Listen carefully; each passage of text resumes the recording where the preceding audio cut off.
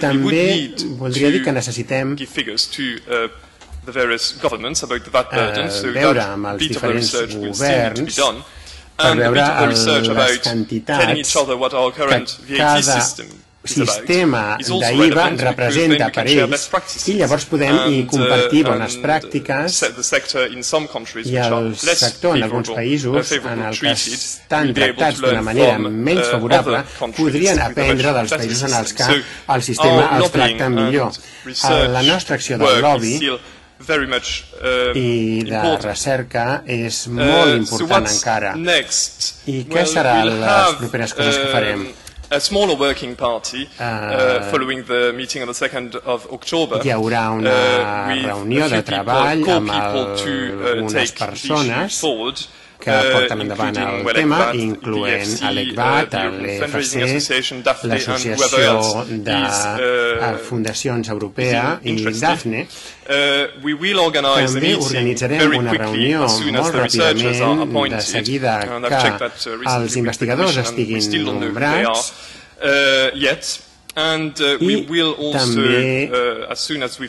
de seguida que tinguem un acord en aquesta estratègia que estem proposant, llançarem una campanya pública el proper any sobre aquest tema. Per tant, si esteu interessats en ser part d'aquest grup de treball, per favor, poseu-vos en contacte amb mi, aquí teniu les meves dades de contacte i, per tant, us agrairia que us poséssiu en contacte amb nosaltres i seria molt interessant tenir els vostres punts de vista sobre aquest tema. Moltes gràcies.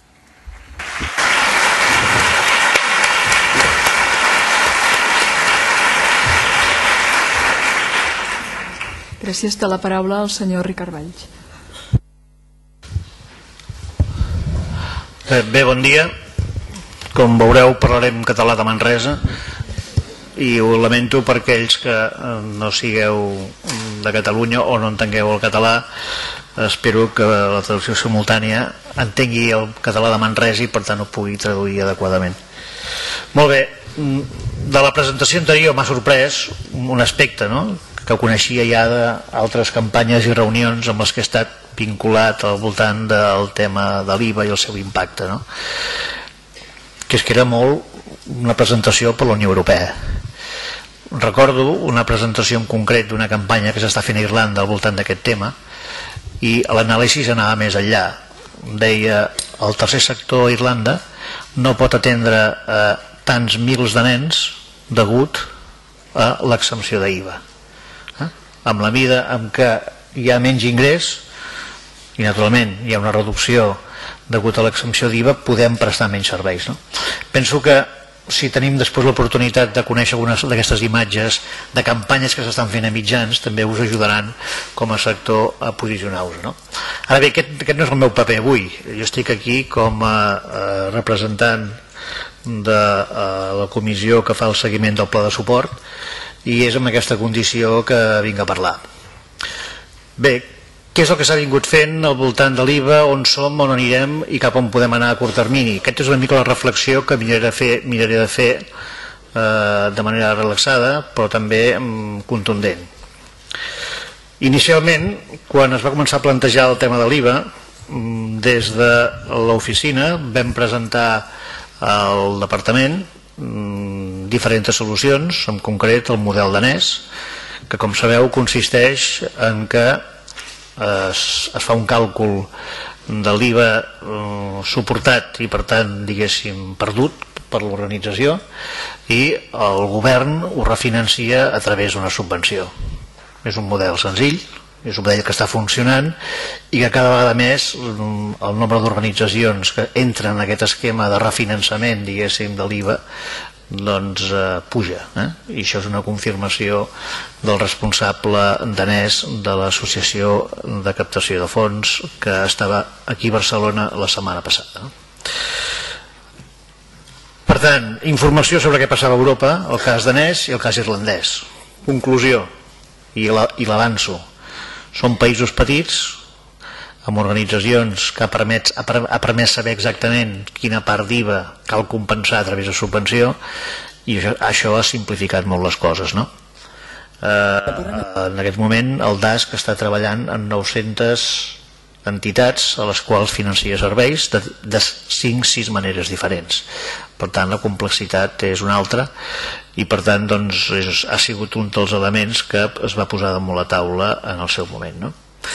Bé, més enllà d'això i continuant amb un argumentari que aniré fent, jo penso que també hi ha una qüestió que vull posar damunt la taula. Part de la informació sobre l'IVA no m'ha arribat a través només del tercer sector social, sinó que precisament hi ha, i aquí hi ha presents, organitzacions de diferents sectors, des de cooperació internacional fins a, pel que he vist, sistema educatiu i inclús part de salut. És una realitat que ha fet el conjunt del sector. I precisament jo penso que quan es planteja a nivell europeu la qüestió no es planteja des de l'àmbit de serveis socials, es planteja des de l'àmbit de tot el conjunt del tercer sector. Són oportunitats que no passen cada dia, aspectes que posin en comú mons que no necessàriament es parlen o no es parlen mai, com poden ser els que he descrit, i que tenen oportunitats, diguéssim, per posar idees en comú. I també, en aquest sentit, hem vist que el lobby a nivell estatal serà una funció important, fer lobby estatal. I em consta que aquí a Espanya s'està treballant en aquesta línia. Hi ha l'associació de fundacions, hi ha l'associació europea, l'associació espanyola de captació de fons, hi ha la plataforma d'ONGs socials, hi ha la coordinadora d'ONGs de cooperació, en aquesta plataforma treballant al voltant d'això. Com que el sector cultural a nivell estatal està poc integrat i l'educatiu també, doncs no existeixen com a plataformes i per tant hi ha el que hi ha. Per tant és un problema de sector. És un problema de sector i que afecta al conjunt del sector i penso que és un missatge que s'ha de tenir present, com també i és una reflexió que poso damunt la taula i ho poso damunt la taula també amb la perspectiva que es feia a la presentació anterior. Europa no només dona diners i durant aquests últims anys, 25 anys, em penso ja més o menys que estem a la Unió Europea, hem vist la Unió Europea com un lloc on parar la mà i on finançar serveis, fons socials, etc. El tercer sector, no aquí, ni el tercer sector social. El tercer sector social a Europa s'ha oblidat de que la Unió Europea també regula.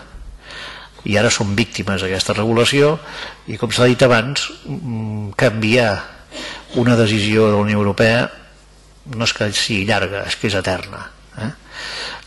Es parla de calendaris que m'han semblat molt oportuns i optimistes. Es parla de que un possible canvi, si és que hi és en l'àmbit de l'IVA, estem parlant del 2016. Això és la realitat, en el cas que tothom estigués d'acord en fer-ho de manera adequada. Per tant, el calendari polític és el que és, amb una Unió Europea que en aquest moment no té president ni ministre d'Exteriors, que avui se l'elegeix i que depèn de qui sigui doncs pot prendre una posició o una altra. És important tenir al cap això. Com a sector s'ha oblidat que la Unió Europea regula i la Unió Europea té damunt la taula una llei d'associacions, una llei de fundacions, una llei de cooperatives i una llei d'empreses socials. Per tant, hi ha coses que la solució mai estarà aquí i que penso que com a sector, i en aquest cas els anglesos ho estan fent molt bé i per això estan aquí representant a la Unió Europea. Si algú està liderant els posicionaments del tercer sector a Europa, no només en l'àmbit de l'IVA, sinó en diversos temes més, són britànics, sorprenent en un país que no està a l'euro. Però bueno, és un tema diferent. S'han espavilat, han vist clar que els regula, que això els hi crea problemes i han definit una estratègia, un cert pragmatisme que sovint seria bo que tinguéssim en aquest país que es diu Espanya. I quan dic pragmatisme em refereixo al sector, al tercer sector en general. Ens haurien d'explicar els nostres companys de taula com aconsegueixen ocupar totes les cadires de poder i sobretot també demanar-los que en deixin alguna, perquè hi ha una cosa que es diu multiculturalitat i també és important, i també diversitat. Molt bé, però si ho fan bé i ho fan per nosaltres ja m'està bé. Segon missatge, no, estic al tercer ja, i aquest és un missatge complicat d'entendre després el que hem parlat avui de normativa. Jo soc advocat, les presentacions que hi ha hagut avui dels advocats, no faré d'advocat,